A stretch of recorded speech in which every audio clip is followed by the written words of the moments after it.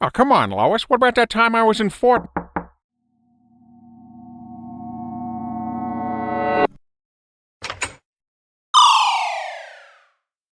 Holy fuck.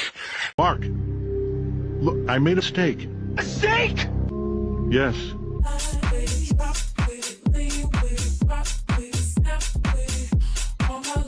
Alright, we're just going, why is my thing all messed? Why is my camera doing that? I tried to dress up something from Invincible, but I couldn't find anything, especially on short notice. So, you know, whatever, immersion ruined. I'm in my pajamas, by the way. I just have a hoodie on over it. That's how you know you're getting the best quality possible on this channel. The first episode of Invincible introduces us to Mark Grayson. He's a regular teenager who's living in the shadows of his dad, Nolan.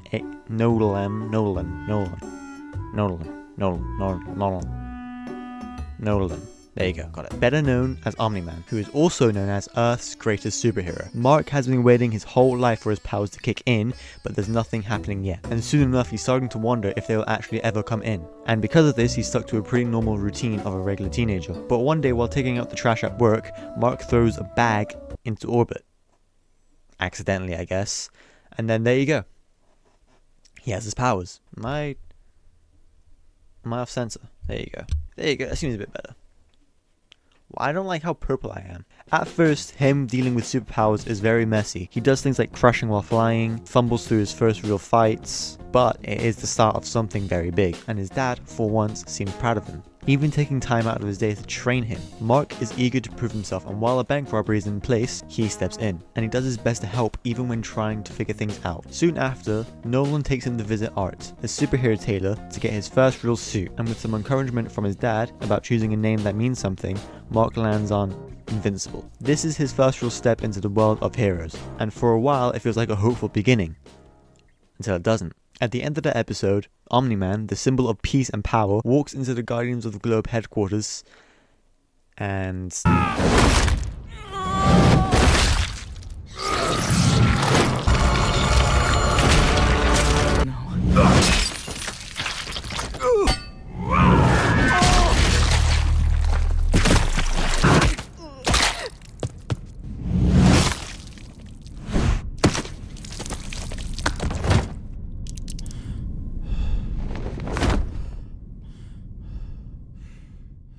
It isn't even a battle. It's like a slaughter, really. He doesn't say a word. One by one, he takes out the Guardians of the Globe, which was like this version's Avengers, really.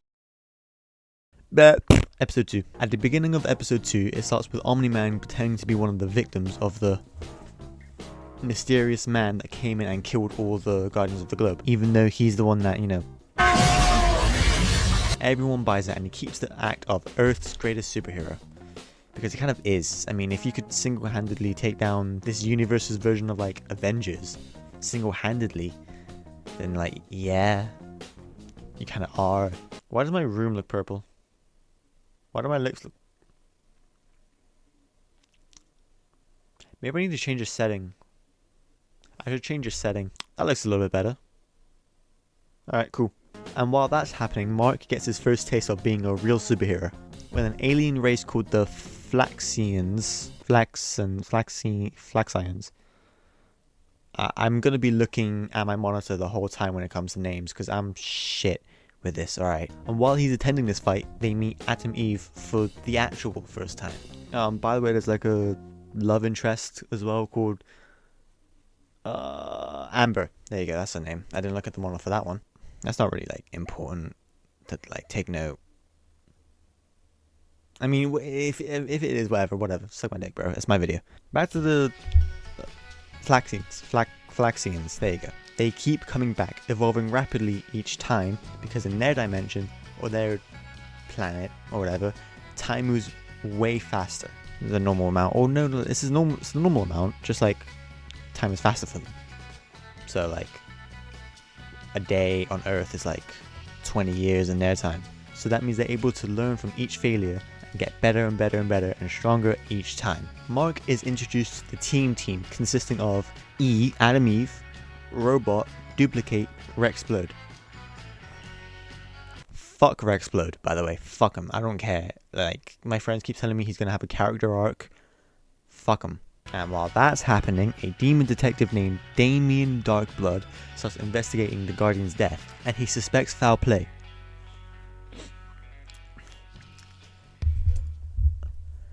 He isn't wrong!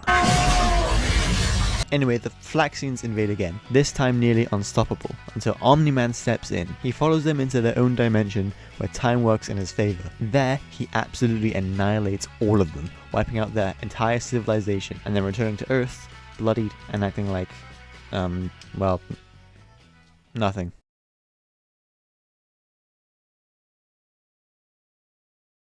Hi. Different day. Alright, I'm back. There is a mess, and I don't know how to fix it. Whatever, it's cool. Oh my god, you can see the spot. Oh! In episode 3 of Invincible, Mark is trying to balance his personal life with being a superhero. He even starts dating a girl called Amber from episode 1 who stood up for him when he was getting bullied. With the original Guardians gone, a new team is formed, consisting of Robot, Atom Eve, Shrinking Ray, Duplicate, Rexplode, and Monster Girl, and Black Samson. I'm going to be looking, I'm pretty sure I said this before, but I'm looking at the screen for all the names. It's clear they're still trying to figure things out. Blah blah blah blah blah, stuff happens and the Mauler twins escape again. At the same time, Debbie starts growing suspicious of Omni-Man's behavior, especially after being warned by the demon detective Damien Darkblood. Fuck off. Episode 4 starts off with Episode 4 starts off with this random guy going to a tomb thingy and then doing like some dark magic shit, which opens up this like demon thing and it like presumably kills him. By the way, like, small spoiler alert, it's not really that crazy, but this doesn't get reintroduced till season 2. Don't know like why. I think that I genuinely think the writers just forgot about this whole plot point. Because I'm pretty sure it doesn't come till episode 8 of season 2. Let me check. But you know, whatever. That's a worry for a different video. Back at home, Debbie's putting together the pieces about the demon detective. Do I have to say his full thing? Demon detective Damien Darkblood. Because I wrote that in the script every single time. She's putting things together about the demon detective Damien Darkblood. Holy shit. And now she's seriously starting to question what Omni-Man's whole shtick is. I needed a filler word, I couldn't fill it in, alright. Meanwhile, the Guardians of the Globe are getting settled into their brand new base. Robot is starting to act pretty sketchy. He collects a secret blood sample from Rex, of all people, which is raising questions about his true intentions. And why, like, Rex, of all people? He's been a dick this whole time and we're only like 4 episodes in. Elsewhere, Mark is assigned his first big mission to Mars, and it seems simple at first, but then things go sideways. He ends up encountering Martians and even meet their emperor, and it turns out something seriously wrong is happening down there, which might have huge consequences on Earth. Again, that doesn't come till season 2. Back on Earth, Robot is continuing his secret side project, and it becomes more obvious that he's got his own agenda. To be honest with you, I found this episode like really boring. I took almost like 0 notes, and I have no clue why. From that boring episode, in my opinion, to one of my favourite episodes of the season, in my opinion, Mark is finally getting a taste of what being a superhero is actually like, but he's struggling to juggle his personal life and relationships with it, and it's starting to clearly wear on him. Meanwhile, we get reintroduced to Titan, the, like, rock guy from episode 1. Do you think I should help this Titan guy out? You'd be making a huge mistake. What? Why? Because he's using you. I'm not an idiot, Dad. I know when someone's lying. Titan never wanted to be a criminal in the first place. He has a family. I think his daughter's sick. Even if that was true, you're a Viltrumite.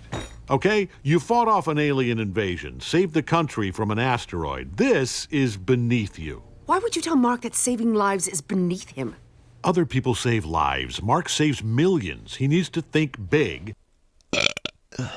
Alright, cool. He's trying to do right by his family, but is stuck working for a shady crime boss called Machine Head to pay off his debts. I know it's hard to make like new names for like superheroes and villains, but like Machine Head, at least with like Shrinking Ray and Duplicate, it's like incorporating their names and with their powers, you know. This guy, like, I know his only thing is he has like a machine head, but you could have called him like anything else. While Mark is stressed out due to relationship issues, Eve is also hitting her breaking point. Frustrated with her parents, feeling like she's not making a real difference, she decides to step away from the usual superhero grind to help people in her own way. So with Mark being part-time and Eve being retired, new Guardians of the Globe are struggling, or more just figuring things out really. And at the same time, Robot is continuing his secret dealings and even meeting with the Mortal Twins in person to finalize whatever he's planning. Also meanwhile, Debbie starts digging deeper to uncover more about what Omni-Man is hiding, and her suspicions are growing by the day, or really by the episode. Mark gets pulled into a fight by Titan to stop Machine Head, but things don't go according to plan. The fight is completely brutal, so the chip Titan stole and that Machine Head put into his head, it lets him predict the future basically, with endless possible outcomes. So he's literally ready for everything. And Mark gets badly fucked up.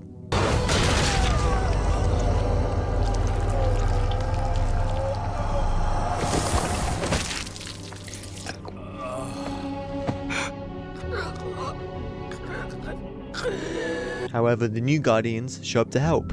However, again, they're still figuring things out. Black Samson and Monster Girl both fucking die. Pathetic child.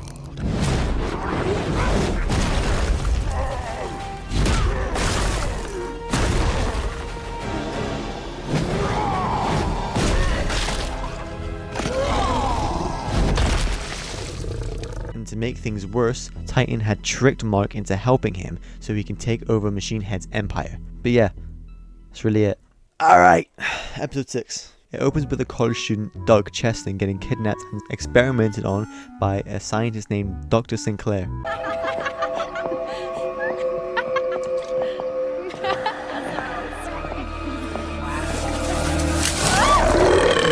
Oh, hey, excuse me. Sup, ladies? What the hell? You scared us, you creep. Why were you hiding in the bushes? Oh my god. I wasn't hiding in the bushes. I was drinking in the bushes. But that's not important. What's important is that I'm motherfucking Doug Cheston. Who? My dad owns Cheston Pharmaceutical, and half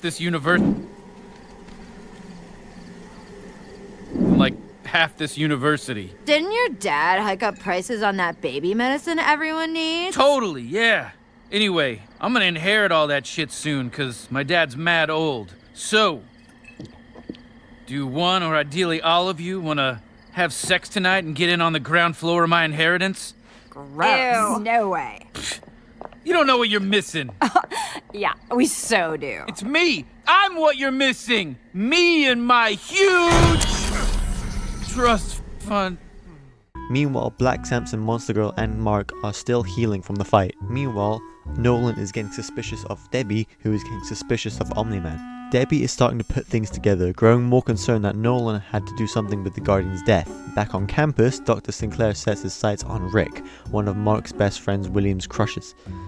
One of the robots that the doctor made gets set free onto campus, and Mark, who is there visiting campus with Amber, gets into a fight with it, in turn leaving Amber and his friends alone, which Amber takes wrong. During the fight, William ends up discovering that Mark is invincible after seeing him in action while they try to save Rick. So blah blah blah blah, a whole bunch of lore and whatnot. Mark finally finds Dr. Sinclair's lair. Dr. Sinclair's lair. I feel like I said that wrong.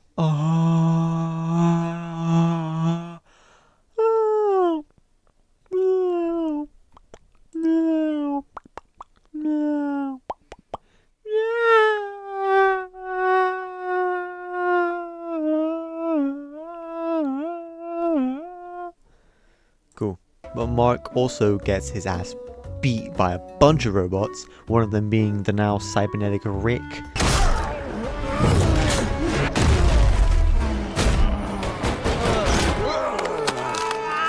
Rick, it's us. It's me. We met last year at the lake.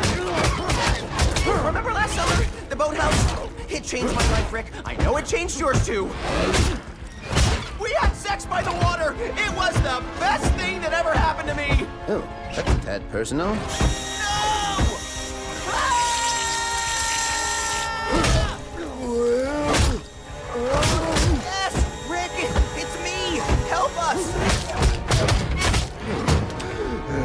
But then who saved the day? William, the regular human. Why am I yellow? Why am I orange? Again. Asshole.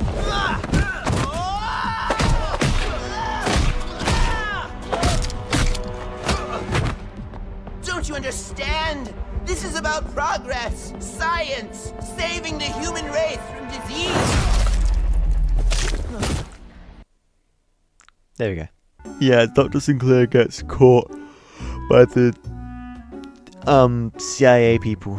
God, I forgot their names again. What's their name? I don't know. I don't care right now. And then yeah, he gets kidnapped. Oh no, captured for their own doing. The episode ends with Debbie finally confirming what she feared the most. Omni-Man did kill the Guardians. Maybe part of me wanted you to find it too. After 20 years together, I deserve to know the truth. I wanted to tell you months ago. But you didn't. Was someone controlling you? Were you blackmailed? Did they threaten me or Mark? No. Then why? You need to trust me. If you can do that, we'll be okay. Mark too. Everything will be fine. Trust you? How could I possibly trust you now? Because you know me. There's a lot of things I thought I knew about you. The Guardians were our friends. They were good people. They saved lives. They had families. You killed them. I had no choice. I don't believe that. You said you wanted to tell me months ago, but you're still not telling me now. No, I don't trust you. Not anymore. You broke that. If you don't have anything else to say, you need to leave. Debbie. Get out of my house. You don't mean that. Get out of my house! Second to last episode. Okay, cool. This episode starts off with Eve finding some peace finally, living off the grid and doing good in her own way. Meanwhile, things are falling apart at home when Debbie and Omni-Man finally have an argument as Debbie's suspicions finally boil over. Monster Girl and Black Samson finally heal, but tensions rise again when Robot starts glitching. You know that thing between him and the twins? Yeah, apparently he's a severely deformed human who's been secretly building a new body for himself, and with the help from the Mauler twins, he transfers his consciousness into it.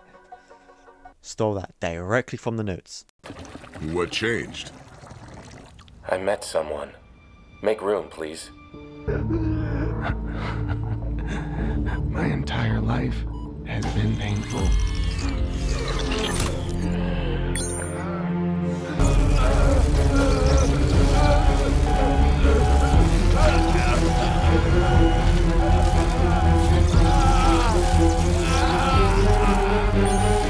Of course, his brain's abnormal. You didn't think of that? Look at him! Oh, shut up, will you? His motor cortex is the size of a pea. Same for his occipital and parietal lobes. They've all been eaten alive by his oversized cerebrum. Oh, the system wasn't designed for neurons this dense. Are you calling us stupid? Yes, I'm calling us stupid.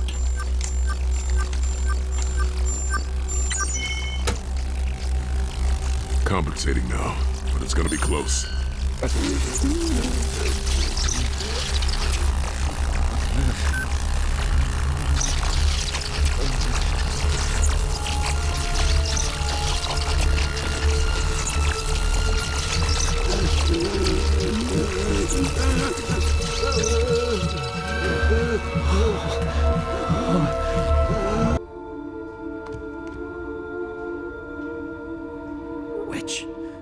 Which am I? See? It's not just us. You won the coin toss, champ. You're the new one. I wasn't expecting this. This feeling of continuance. I closed my eyes and opened new ones. I didn't know which one I'd be. That's how it works. We had to make it seamless. Otherwise, one of us knows he's the clone, and that never ends well. In your case, it's a little more obvious. But it looks like that problem took care of itself. Robot, now in his new human body, which is Rex's younger self, again of all people, tries to integrate with the team, but the trust is shaky. I mean, obviously, he went behind everyone's back to do this, so they all don't trust him. So as all this unfolds, the stakes get even higher as Cecil takes Debbie into protective custody, and when Omni-Man finds out, he's furious. He starts tearing through anyone in his way, including a giant reanimated tentacle beast Cecil throws at him to slow him down, which Omni-Man beat before, but now it's all more like juiced up and shit. Sure. But we removed its pain center and juiced it up with every drug enhancement and upgrade we had. Plus, all that really pissed it off. And it blames you. Good luck. Mark, still unaware of his dad's true intentions, ends up fighting alongside him during the chaos. Meanwhile, Immortal has been revived, hoping that he can stop Omni-Man. I mean, first of all, Immortal was in like a 1v something against Omni-Man and lost. Crazily, by the way. Let me just replay the clip if you haven't seen it. Why?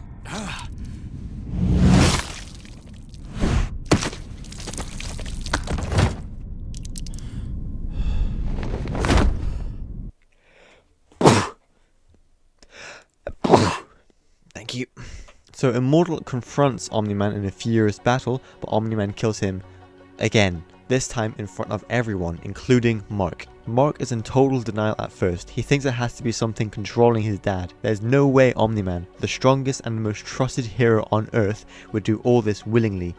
But then, the truth hits. Omni-Man finally reveals who he really is and where he really comes from. We get a full download of the Viltrumite history, how they were once a brutal empire that purged the weak from their population to become the most powerful force in the galaxy. Now, they're spreading across the universe, conquering planets to bring them into their own Viltrum empire. And that's what Omni-Man was sent out to do, to prepare Earth for assimilation. Can you tell I just found out what that word meant? Because I did, and I put that in the notes. And it turns out everything he's done, all the lies, all the manipulation, was to weaken humanity so Earth could eventually become part of that empire easily. And Mark is devastated. He's refused to go along with it, so the two of them clash in a massive heartbreaking fight. Omni-Man doesn't hold back as the battle goes on, and it's clear that he genuinely sees humans as inferior, short-lived, fragile, and not worth saving. You want to die for this planet? Fine! What's 17 more years? I can always start again. Make another kid. But Mark won't stop fighting for them, no matter how hopeless it seems. Even after being brutally beaten, he holds onto his humanity, and that finally makes Omni-Man pause and leave. Wow! Season 1! That was cool. That was pretty cool. Oh, season 2! Season 2! Wait till next video, buddy. This is a 3-part series because I want to stretch this out as long as possible. Because I haven't uploaded in like 2 months-ish. So I'm stretching this out for as long as possible, man. Fuck you. Alright. Season 1 review. Very good. Very good. I would give it like a 8 out of 10. What am I basing that off of? I have no clue. When's episode 2 coming out? Whenever I feel like it. Bitch. Why am I yellow again? It keeps fucking becoming yellow. There we go. See y'all in like 2 weeks. 2-3 weeks.